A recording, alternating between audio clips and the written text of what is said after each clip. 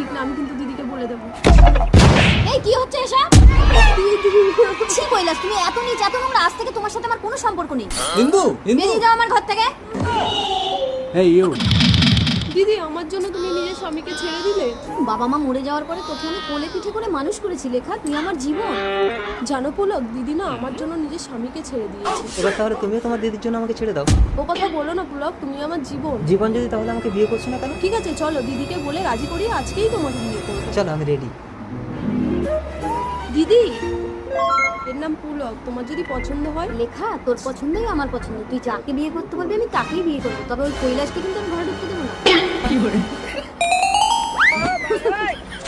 দেখা পুলক, তুমি যদি আমাকে সত্যিই ভালোবাসো, আমার দিদিকে তুমি বিয়ে করো।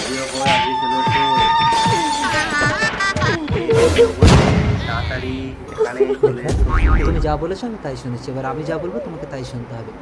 মাথায় হাত দিয়ে কথা দাও, তুমি সারা জীবন আমারই থাকবে। দিদি যেন কোনোদিন এইসব কথা না জানতে পারে। বাহ, দিদি তুমি আমাকে ক্ষমা করে দাও। তুই এত নিচ এত নোংরা লেখা, তোর জন্য আমি প্রথম স্বামীকে ছেড়ে দিয়েছি। লেখা নোংরা না, আমরা দুজন দুজনকে ভালোবাসি।